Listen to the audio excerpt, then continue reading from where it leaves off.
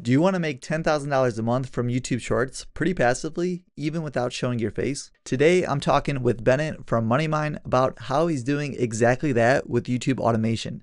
We're breaking down everything from how he got started, what works, and how to scale fast. Trust me, this is a side hustle you don't want to miss. Let's get started. All right, awesome. So we have Bennett here. I was wondering if first off, if you could introduce yourself and tell us a little bit about your background. Yeah, so my name is Bennett Santora. I run a lot of stuff now, but I kind of got into entrepreneurship like 2 years ago. And the first thing I did was, well, I tried drop shipping first. That didn't do too hot. Uh, but the thing I had the most success with was my juggling. So I happened to be like a really good juggler. Boom. And so I just started posting juggling videos on the internet. I went by Fly Juggler. It's still up, and yeah, that's grown to like across all platforms over 1 million followers. But during that time, I think what I'm better known for in the make money online space is YouTube automation. So as I was scaling out my juggling account, I had met a bunch of editors that I used to edit my juggling videos. And at the same time, I met someone doing this animal content who I helped him get monetized on TikTok and showed him what he had to do to make money. And he started making a ton of money with these animal videos. So I was like, wait, hold on. You figured out this strategy to make money with animal videos, but you have to do all of it yourself. And I have this editor that I've been working with for the past like 6 months to a year. Why not just put these two things together and make a bunch of money from it? And that's kind of how my YouTube automation thing started. And then I've scaled that out to like 10K a month in revenue. And off of that started a personal brand that is called Money Mind, where I talk about everything I'm doing in entrepreneurship, but that's kind of the highlight. Okay, so there's quite a bit to unpack there, but would you say you almost stumbled into YouTube automation where first, like you were saying, it was juggling and then one thing led to another? Yeah, I think honestly, if you do social media entrepreneurially, so in other words, like every part of the video process you try to hire out other than whatever is required from you. So the only thing required from me in the juggling videos ultimately would be me recording, right? I could even hire someone to come up with the ideas for me, to edit it for me, to post for me, and I wouldn't have to do anything other than sit down and record. That would be like the ideal thing for me because I get all of my time back and I just pay to outsource those things. Um, and so I think if you actually view posting videos in that way, starting up a YouTube automation channel kind of feels like an inevitable thing because once you have all the other things outsourced, then you're just thinking one last thing, which is, wait, is there a way for me to post this type of video without me in it? Because then it doesn't take any of my time and you can scale that up infinitely. Definitely. Yeah, I think that makes a lot of sense. And I feel like it's just first off getting started. I feel like a lot of people are too scared to post online or I don't know, keep pushing it off for a couple of years. And then all of a sudden I feel like the whole industry kind of changes. But I guess kind of taking a step back, how would you explain YouTube automation to someone that's has no clue what it is? Yeah, so I kind of like to view YouTube automation kind of as the same way that movies are profitable, um, except there's no barrier to entry with YouTube automation. So imagine you are in charge of directing a movie. Okay, you just hire a producer, a director, a bunch of video editors, blah blah, and they make the movie. That costs you $10 million to do, but then the movie starts selling out and you make $20 million from it. Boom, you just made $10 million in profit, and you can hire the same team to keep making new movies for you. It's like that, but instead of starting at Hollywood, you start at YouTube videos. And so the smallest unit you could start with is like YouTube Shorts, Mhm. because that's the cheapest to make because they're shorter and the fastest you'll get feedback on. But to scale up, then you try to go to YouTube long form, which can pay a lot more. And then ultimately, like a lot of the people I know in the space are doing like hour long plus documentary style videos, which have the highest RPMs. And if you could get that to work, you'll be making a lot of money. But the crucial thing is just that your face isn't in it. Okay. And yeah, that was gonna be one of my next questions is why YouTube Shorts over long form on YouTube. But it sounds like it's a lot easier to get started, but that's ultimately the long goal is to have the long form content. Yeah, exactly. And both are definitely viable. Like I talked to Blake Ryan, who's yeah, doing way more money. He's like over 100K a month right now with like all Wow. his YouTube channels. Yeah, insane. And he was like, yeah, 40% of my revenue comes from shorts. So I think Oh, actually it's not, yeah. The trade-off is that it's a lot lower RPM on YouTube Shorts, but it's a lot easier to get views. You know what okay. I mean? Yeah, so it's just finding that balance. If you're able to get a lot of views with the shorts, it could be even more money than the long form content, potentially, depending on the channel. Exactly, yeah. Okay. So say if like after hearing this, I'm a viewer and I'm like, all right, well, you're piquing my interest. I'm curious, like if I want to get started for myself, like how would I go about this? Mhm. So I have a couple of videos on this, but first I'll start by how I went about it. So I would go about the side hustle. There's kind of two elements to this, right? There's one element is finding a viral format that repeatably works, and the other element is the operations behind it. So making sure that when you outsource it to an editor, they actually can do everything correctly.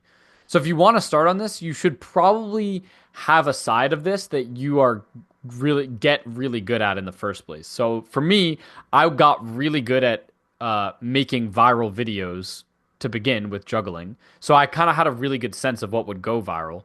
But then with animal videos, I didn't know what type of animal videos would go viral. But luckily, I had my business partner who did know how those would go viral. And then the other side of things is, can you scale out the operation side of actually doing, uh, owning multiple YouTube channels, making sure those are organized, making sure you have an editor for each of them, making sure the posts go out on time every day. And so I actually think I was lucky enough to get experience in both because I went viral with my juggling and had an editor for it. But if you just wanted to start the side hustle, I would mainly try to hone in on one. And then again, the way I went about it was honed in on one, which was making sure I could get good editors and manage the operation, and then partnered with someone who could do the other. So someone who actually had an already viral niche. Okay. And then say if you're a viewer and you don't have like any experience posting online, is it more so just trial and error, trying to see what goes viral, maybe like doing a lot of research, being like what hooks are they using, what niches, what is ultimately like driving their success, or how would you advise someone to go about that? About like finding how to make viral videos. Yeah, so say if you're like someone that's watching and you're like, well, I don't have these skills yet, like is it just going after the editor or literally So doing your research? So I think for anyone to really be successful in YouTube automation, they do need to have at the very least a base understanding of the algorithm. And I think one of the best approaches for that is to post. So yeah, people don't even know this. They just think I like got lucky or something. I posted like over 1,000 videos on, if you look at Fly Juggler and then Money Mind News, which was my first TikTok account talking about all this entrepreneurship stuff. I have, yeah, probably like 1,500 videos just of me posting TikToks and seeing what worked every single day and seeing, what got views and then trying to repeat that and then, doing that whole iterative process. So yeah, I would say probably honestly, your best bet probably is to actually, if you have no skills to begin with, probably get a better understanding of going viral. And one of the best ways to do that is to actually make a viral video yourself. Okay, that makes a lot of sense. And yeah, basically coming down to trial and error. Like you put those reps in. It's not like you posted your first video and all of a sudden you went viral. And it was like you took the time in order to learn the process, which I feel like no matter what kind of side hustle you do, a lot of people need to understand that there is going to be some kind of time sacrifice to learning whatever side hustle you want to make good money at. Exactly, yeah. So when you were mentioning like editor, how would I go about like finding an editor? Is that something I could just post online? Yeah, so I initially found a lot of my editors through this Discord called video discord.gg/video editors. If you just go on Google and look up video editors, that's what I did. Like the first result is what comes up, and then you can put in a request. So I also have a video on this, but what I really like to do is when you know the project that you need, you essentially make a training document for the editors to create a sample for you, and that sample should be pretty short, but should give a good gist of what you actually like. So, and what you actually need. So you use this to both test their ability to follow instructions, right? If you have an editor that can't follow instructions in a document, that's a bad sign. You probably shouldn't hire that person, okay?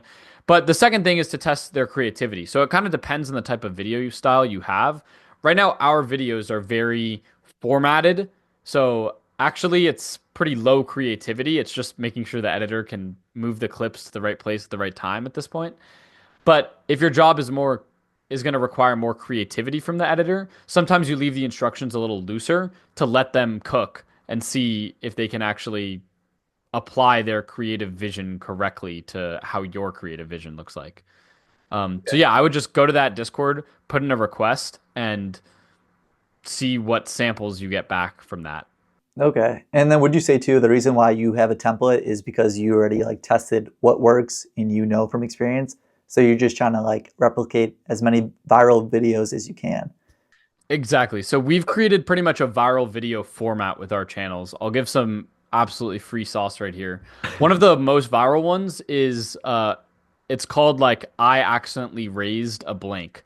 So we've had like the same exact type of video go viral so many times, and we just do animals that are like somewhat easy to mistake for each other. So we'll do like I accidentally raised a crocodile, and on the first couple clips it's like a lizard, and then over time then we do a big lizard and then a mini crocodile and then a big crocodile.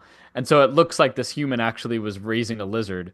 And then we just replicated that with like every animal conceivable. So we have I accidentally raised a panther, I accidentally raised a mountain lion, everything you can think of pretty much. We just run through that format time and time again. Still goes viral to this day. Like Okay, that's super interesting. Do you think that's because it's like something out of the ordinary, so the watch time's up? I'm sure you get a lot of comments being like, "Hey, that first one was not a crocodile. Like, what is this?" Like, I think it's yeah, a combination of no way that's real. It's yeah, the I don't know if you saw Mr. Beast's like purple cow theory. Like if you see a cow, you'll never remember it, but if you see a purple cow, you'll be like, and yeah, that's something like you're gonna that. remember for the rest of your life. So yeah, something that definitely sticks out. But two, I think what people really like to see actually in the animal niche is human interaction with animals. So that's Mhm. something I've also found is that like when people see like we'll do the first clip where it's like uh a lizard and then it's like a human petting the lizard or a human like connecting with the lizard. And the kind of sentimental moment at the end is that like even when the lizard was grown up like or sorry, even when the crocodile was grown up and like this beastly animal, like we still loved it just as much. Okay. Like yeah, so I think that leads to like rewatches and comments and that's what I mean retention is the main thing on these platforms anyway right now. So Yeah, that's a great point. And would you say too, so when you're editing your videos, is this like AI generated content or are you clipping like other videos together with maybe some AI at the end then? yeah, so we don't use AI right now. It's actually Okay. all just clipped together from other people's videos on the internet. Okay. That's super interesting. Do you think long term though, it's going to shift to more AI as it gets better, or do you think it's just like not there yet?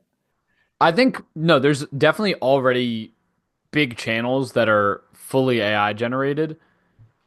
I think there's going to be more and more of them. We're even working on one niche right now and just trying to blow that up.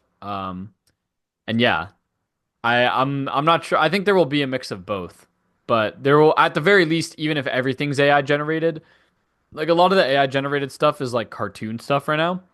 Mhm. But in I think there will always be a niche for photorealism, right? So even if that's ends up being AI generated clips, it'll still be photorealistic looking clips. Okay. Yeah, I think that makes a lot of sense. I guess kind of like so after you have your editor, you're posting videos, how like important is it to be consistent and like how many times per week would you say you post per account? So again, since our time isn't involved in it anymore, since we have it almost fully outsourced, or like on some of the channels, yeah, fully outsourced. It's sick. Like I can forget about it, and then I look at my analytics a week from now, and oh, it's nice, extra money. Like, um, The dream right there. That's like yeah, everyone that is yeah, striving for. truly the dream. Yeah, but well, we'll see how stable it is in the next like 5 to 10 years. It still might not be like this, so But we'll yeah. see. But yeah. What was the question? Sorry. Like how often are you posting per week, would you say? Right. So we when we start new channels now, it's YouTube accounts especially seem a little, I don't know, skeptical if you're a real person. And if you just spam out posts, it will seem even more skeptical. So we pretty much do once a day, like one post a day until the account stabilizes. And then once it starts to, the views start to seem consistent, we don't get any shorts with like 2 views or anything like that. They're all hitting like at least 1,000. Then we'll scale it up to two, three, four, and 4 times a day. I've seen people post up to 6 times a day on YouTube and be totally chilling. But, from our perspective, it's kind of like, okay, we might spend $5 on a video, and then on average, a video makes $10. So as long as we can, Be why would you profitable. not? Yeah, why would Yeah. you not post as many times a day as you possibly can if that's what's happening? Okay, yeah, I think that makes sense. Yeah, especially if each one And if makes there's money. no time investment from you. Yeah, that's true. I even heard of accounts posting over 100 times per day. So I guess if you're able to scale it up that much, and like you said, makes money per post, why not do as much as possible then? Hmm. Yeah, I saw that was an Instagram account, right? Yeah, yeah, it was. Would Yeah, you I say? think the upload limit per day on YouTube is 10 per day actually. Oh, So, actually, I never knew that. Wow. After like 14 years on YouTube. yeah, I'm pretty sure it's 10 a day. I could be wrong on that, but it does seem for us like after, you cross an insane amount of posts per day that it can just actually be counterproductive. Which would make sense too, because then I feel like the platform probably thinks you're just like spamming like people then. Exactly, yeah. So how would you, I guess, like overall, if you had to like simplify it to 3 steps for someone like getting started today, like what would you say those are? Uh, Find a viral niche, edit and post the videos yourself until you go viral. So that's step one, step two. And then step three is teach this to an editor and have them make the videos on your behalf. Okay. That's essentially the 3-step process. Okay, I feel like it just seems a lot more achievable when you put it like as like that. I mean, how I guess like likely is it that someone's actually gonna, have success in their first, say, month or two? If they're unfamiliar with social media to begin with, probably low likelihood. If they're like me and they've been brain rotted and just scrolling their whole life to begin with, they probably are pretty familiar with how social media works in the first place. And if they can spot a viral niche, I think usually like 3 months is what it takes probably to get an account monetized. If you are posting good viral content, you need 10 million shorts views to get monetized. So I think, yeah, you do have to know what you're doing and have a good sense of what will go viral. But if you start with that, I think 3 months of dedication is probably enough to get a YouTube channel monetized for most people. Okay, that's good to know. And what would you say is like the most common mistakes that new like creators do within this side hustle? I would say so. One common mistake is people don't understand zero view jail. So YouTube is very weird with new accounts when you try to post shorts on them and it hasn't verified that you're a real person yet. I have a video on this, but we found one way you can deal with this is by actually just posting one long form video with your face in it. It seems like that has YouTube recognized that you're actually a real person, and for multiple channels that we've tried it on, instantly threw us out of zero view jail. So it went from zero Wow. views on multiple videos to like at least a 700 on them. That's So that's a big mistake people make. And then I think the second biggest mistake is, yeah, just not having viral content or doing stuff that literally everyone else is doing. So for me, I like to say that like for you to know a niche is worth it, you have to see someone who's getting a ton of views on something consistently, but on top of that, you see that they're missing something. So it's not even just enough to see, oh, this niche is viral, so I'm going to make that exact same type of video. Because it's possible that there's already a billion people doing that exact same type. hmm And there's no reason that people would watch you over the person who's doing the same thing, but has 2 million subscribers. hmm So you need actually to take something, but improve on it. Because it's very low likely that you'll succeed, especially in a pretty saturated niche, if you have no way to actually separate yourself or make your content better than other people's. I think that's a great point. Whether it's like YouTube Shorts automation or any kind of like side hustle you do, if you research the competition and if you're just basically copying it, exactly why would they choose you over the competition? But if you have another problem you could solve or come about it a different creative way, I feel like that separates you. So yeah, I think that's a great point and very applicable to like any side hustle. would you say kind of go like going off like the niches, is it better to hone in on one or kind of go like spray and pray that like if I publish a bunch of them in different niches, one of them is bound to hit? I would hone in on one niche. Like really, I think you should do your a lot of your research in advance. Like go on an incognito tab, scroll through YouTube, find a concept that you see is working and could use improvement, and then do your test with once you don't take any of the data seriously until you get out of zero view jail.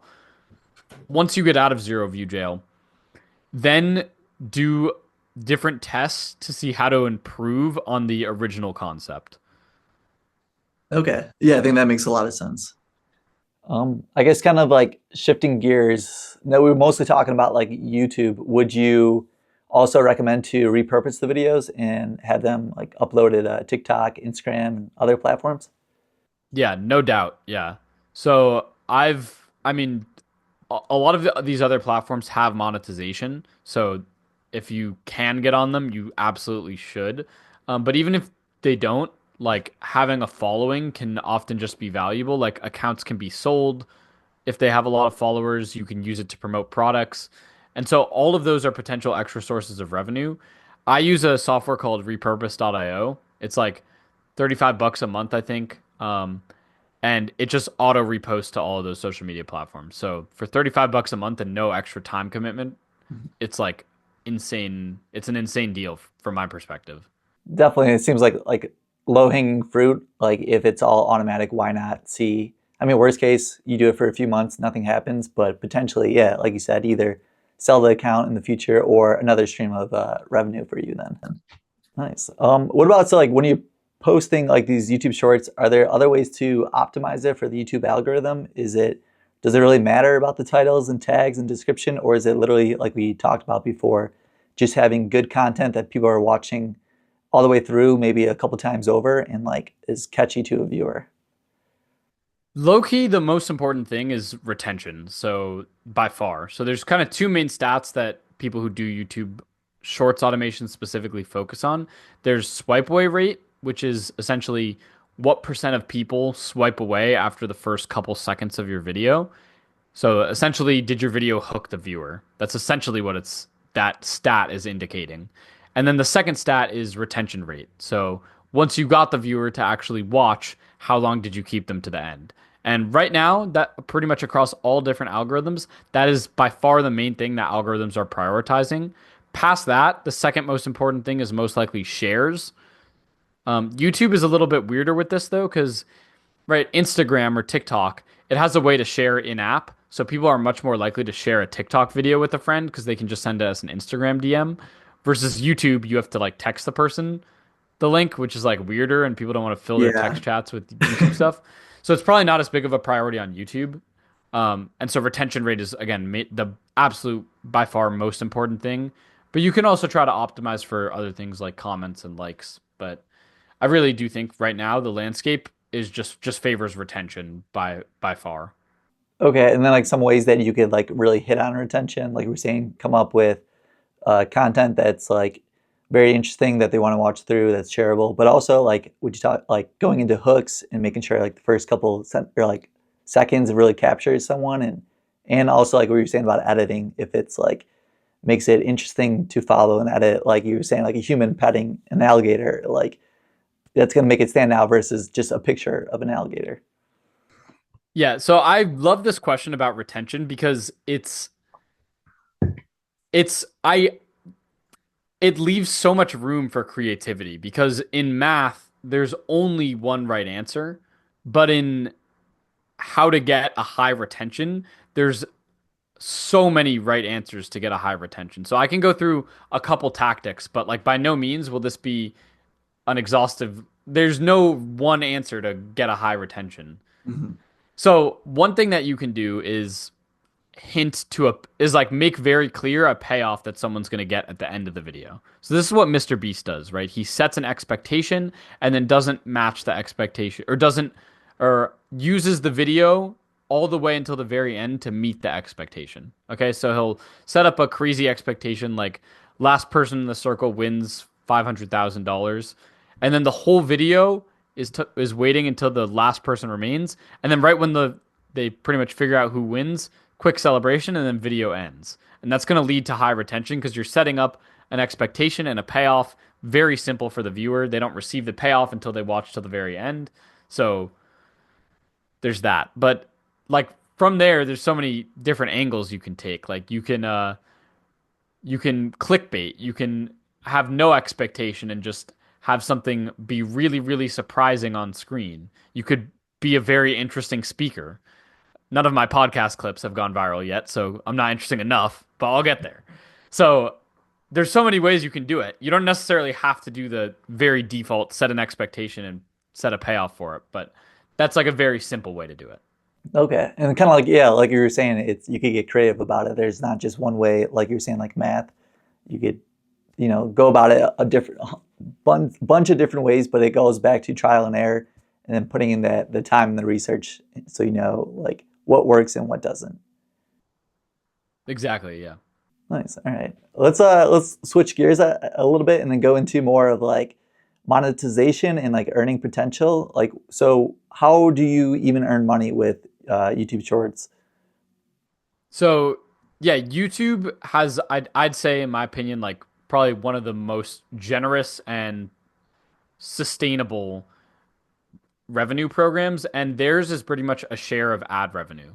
So essentially, they look at all the ads on YouTube Shorts specifically. You just need 1,000 subs and 10 million Shorts views to qualify, and if you hit that, your videos can make money. Now, the way that works is there's like a big pool for all of YouTube Shorts revenue, and it's split into like how much. It's split into a different pool for creators and musicians, and then out of the creator pool, let's say the full creator pool is $1 million. It's definitely way higher than that, but $1 million, and you get 1% of the views, you'll make 1% of $1 million out of the creator pool. So that's how that works, and then YouTube takes 45%, and you're left with 55% of that. Okay. So essentially, that means it depends on the niche and your demographic. But you will essentially be getting paid like 15 cents per 1,000 views you get on Shorts once you're monetized. Okay. And I guess for a comparison for the viewers too would be like, for depending on the YouTube niche, you could get, 7 all the way up to, I have some videos getting like nearly $100 RPM per 1,000 views. So it is very different, but like you said in the beginning, it goes back to how many views. You could get 10 to 100 times more views with a YouTube short versus a long form video. So that's like something to consider. Is it like the YouTube ads the only way you could make money with this, or are there other ways as well? Yeah, so YouTube ads is probably the biggest, most direct way. A second thing that's happened with YouTube recently is this huge thing with, it's called like music royalties. So essentially the way this, you know how I just said like before, you take the whole YouTube Shorts ad pool and then it's split into a separate thing for creators and musicians. Mm-hmm. Yeah, so musicians are paid the same way. They're basically paid for how many views did they get on their song, and then they're paid a share of that. What some music companies have been savvy enough to do is just say, oh, if you guys just use our music and get extra views on our songs, we'll cut you like half of however much extra that makes us. So you can use that to tap into like music niches, and we work with Blast Off Music. It's been huge for us. It's basically allowed us to essentially double how much our channels make from YouTube Shorts. So there's not just the ads like you're saying. Yeah, you're nearly doubling it with the royalty music. And I guess if someone's interested in joining that, we could leave your information down below so they could like directly just contact you. Oh yeah, I'll leave my affiliate link right down below. As well as no, but yeah. Yeah, essentially, I mean, it is an affiliate link, but I also was able to luckily recruit one of my friends to also be part of the company. So first of all, this is a company I've worked with for a really long time. So I trust them really well. They've paid out on time every time. But also, if you sign up through my form, you'll be put directly in touch with my personal friend at Cornell, actually, who's signing people on right now. So any questions, you'll actually be able to directly ask him. He's like direct customer support, essentially. Okay, awesome. Yeah, so we'll leave your contact information for that, along with any other videos that you mentioned as like a reference with people getting started or learning more. So that's also going to be linked down below. But But for our next question, what's like a realistic expectation, someone could start making with doing the side hustle? You were saying that it might take 2 to 3 months to get monetized, but after they get monetized, like what should they be expecting, I guess? Yeah, so I mean, it all depends on how many views you can really pull. I mean, I think you should have a somewhat realistic estimate of that once you get monetized. But yeah, just think about it like this. If you're targeting a US audience and your shorts are like more than like 20 to 30 seconds long usually, and it's not just complete brain rot unoriginal content like stealing from a movie or a TV show or something, you'll be able to basically make like 30 cent from YouTube alone, 30 cents per thousand views.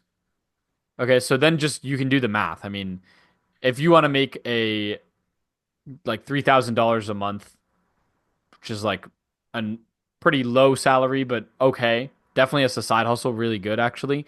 You Mhm. would need like 10 million views. Is my math on that right? No. Oh yeah, no, yeah, that's right. Yeah.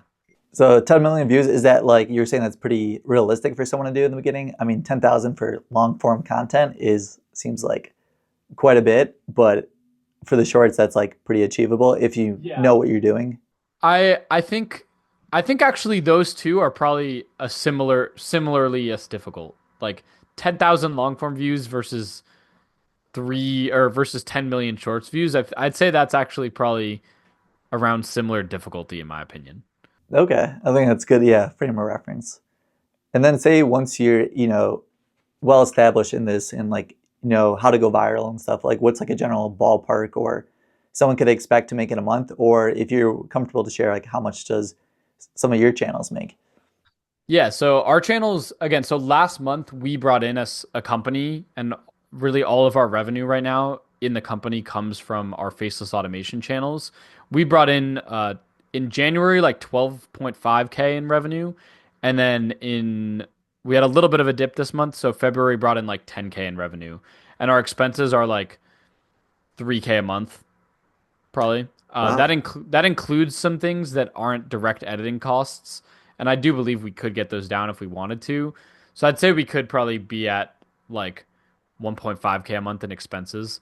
So I don't think I'm like insanely special. Um, I mean, you guys can see my like Fly Juggler account. I have a history of going viral and understanding virality. So if you understand virality and you can go viral, that's about what you're looking at for in terms of probably profit per month. I think my journey is like a realistic one. If you're talented at going viral and dedicated, that's probably what you would look at, like at least 5,000 a month. And then if you're scaling it with editors, maybe higher because you could run it on multiple channels, but then a little bit more in expenses.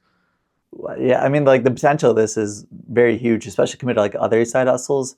And would you say with that, the amount of like money these channels are generating, is it pretty passive, or is it just a handful of channels that are passive where other ones still require time? Yeah, I think it's like that. So essentially, what one thing that definitely does take specific attention is growing a new channel because you have to get out of zero view jail. You have to make sure you hit the 10 million views within 90 days. So you have to make sure you're prioritizing posts on channels that need to hit that threshold. But once you hit it, what's really cool is you can set someone as an editor on your YouTube channel. So they don't have the permission to delete any content, but they do have the permission to upload content.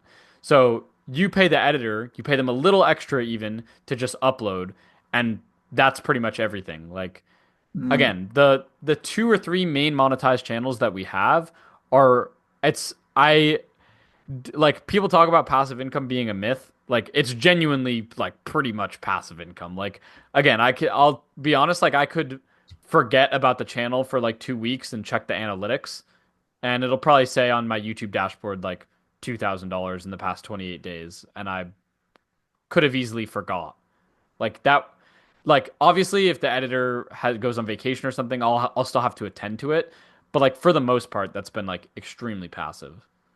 Yeah, like we were saying in the beginning, I feel like that's like the dream. Like, I don't know, people always say that, real estate's pretty passive, but from my experience, it's really not. Whether you have like some kind of emergency with plumbing or someone's locked out, or just even collecting rent and getting tenants, like there's pretty upfront time commitment, Where this just seems like once you set it up, like you're literally just checking in on editors and the content and basically seeing what the earnings are for, the week or for the month. Yeah, exactly. Yeah. I think setting up the channel is probably the like longest time investment up front because we've tried channels where we just let someone post on it from scratch and like they don't do as well. Mm, Like if you just have an editor there, they're not going to do as well. You need if you want to outsource that, you really need someone actually who's got an eye for understanding like what to do depending on what happens. Like if your videos keep getting 0 views, you need to know you need to change something. Like, you know what I definitely. mean? Yeah, like So some kind of adjustment. you kind of need like an operator of the channel and then an editor. But yeah, once the channel stabilizes and is monetized and the viral format's like working, you can just have them pump those videos and never think about it really for a while. Yeah, that's awesome. And then you could scale it how much you want, or like you're saying, create new channels and just keep scaling it up. Exactly, yeah. I'm also too kind of surprised, I guess, how low the expenses are. I kind of would have thought maybe editing videos would have been like a third or 40% of your revenue. So it's like pretty surprising that it seems like it's like 1/6, 1/7 of your costs, and that's still other expenses wrapped in the 1,500 per month. You're saying, right? Yeah, and I think we could even get it down, but I'll tell you the secret there is because of the fact that I'm partnered with like the guy who made these videos initially, he's fully cool with us pretty much stealing a lot of his content. So the way that we make our new videos, we're able to get the production cost down very low because he's all think about it. He has a pool. I downloaded all of it. He has a pool of like over 1,000 viral videos. Okay. Script.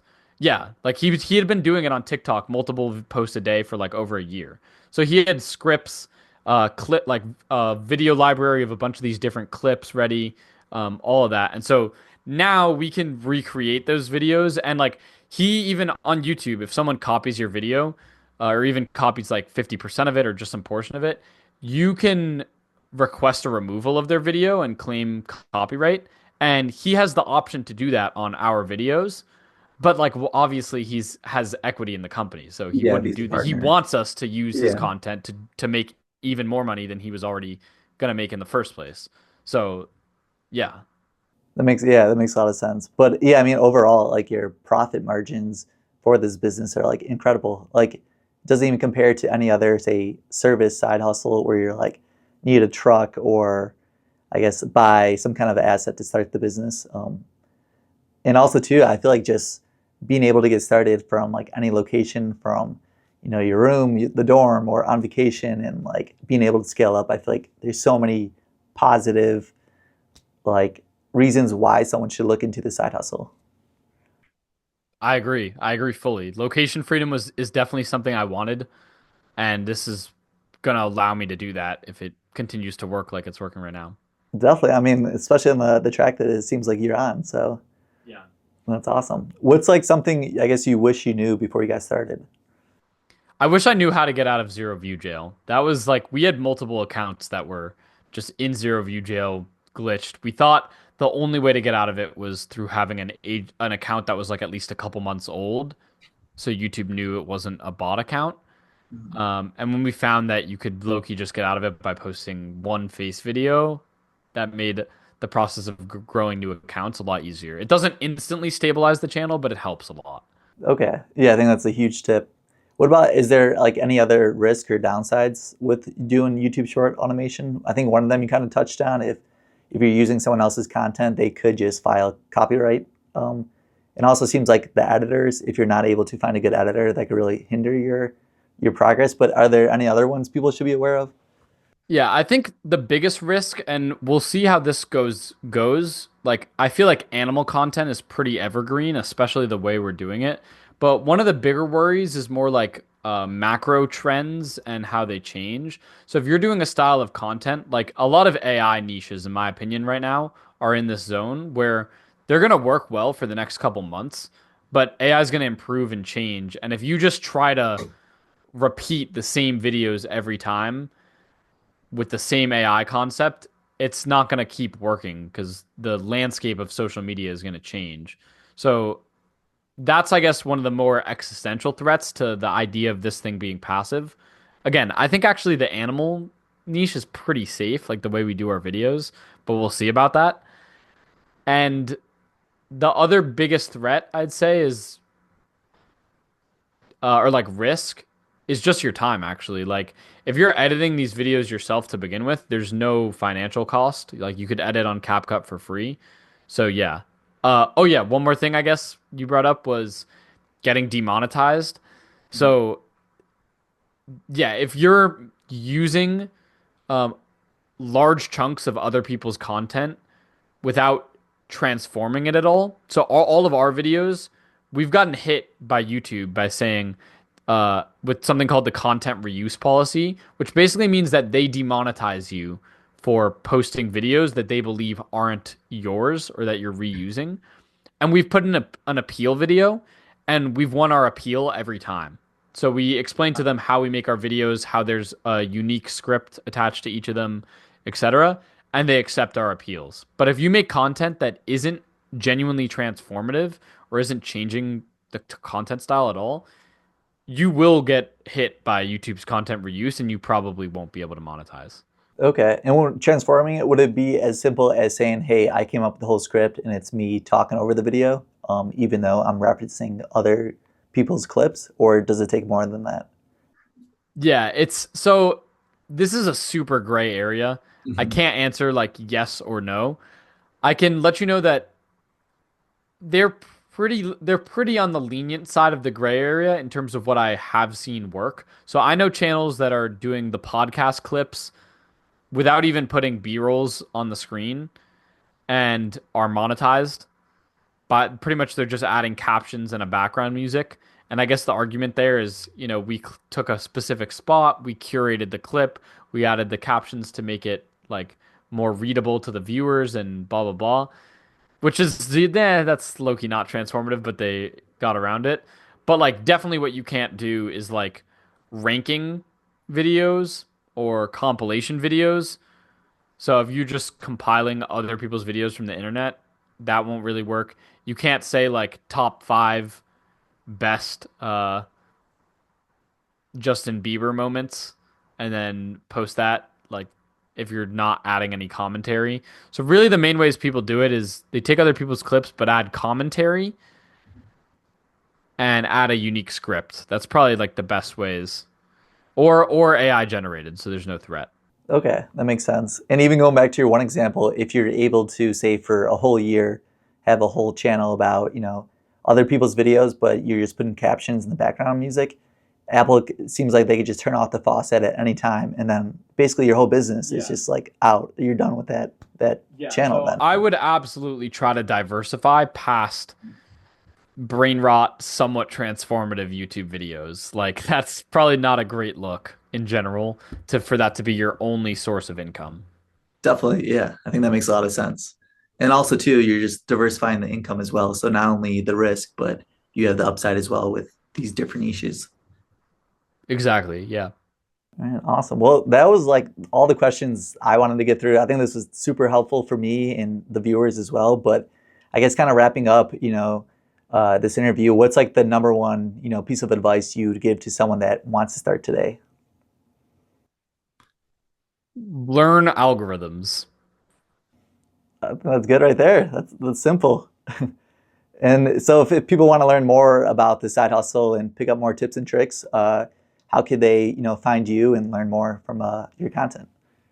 Yeah, they can check out Money Mind Unfiltered on YouTube. I'm sure you'll leave the link in the description there. My main value proposition with that channel is not that I'm the richest entrepreneur ever. I'm 20 years old, so it's like that's impossible. But what I promise to my viewers is that you guys get a transparent look into everything I'm doing. So what I really stand against is fake gurus and people gatekeeping information behind a course and not being honest about how much money they make and from where. So on my channel, I have no course, I have no consulting program, I have nothing like that. And like every month I do a breakdown on exactly how much money I made and from where. So actually just today, my video on how much money I made in February just went out today. So again, if you're looking for a actual realistic non-guru explaining this stuff, where you're not going to have to pay for a course. That's really what I stand for. And so I want to inspire transparency in the make money online space. That's really my thing. So yeah. Yeah, we'll definitely leave links. And I gotta say, just for me, like watching your videos, I swear every time I watch one of your videos, I pick up like some kind of like golden nugget of like, oh, I need to look into this, or this could like this is a great point. Where there's a lot of videos on YouTube, it seems like a lot of fluff just to get you to sign up for their newsletter so they have your email and then sell your course. So yeah, I feel like you really are. Also regurgitate the same information that everyone Yes, else has already said for free. Definitely. Yeah. So so I can really get behind what you're trying to do with the space and really appreciate the value you bring into everyone. I appreciate that compliment. I mean, that's exactly what I'm trying to do. And the fact that it's been working means a lot to me. Definitely. That's great to hear. But yeah, thank you once again, honestly, for taking the time to talk to us today. And we'll see you guys in the next one. Thanks so Peace. much. See ya.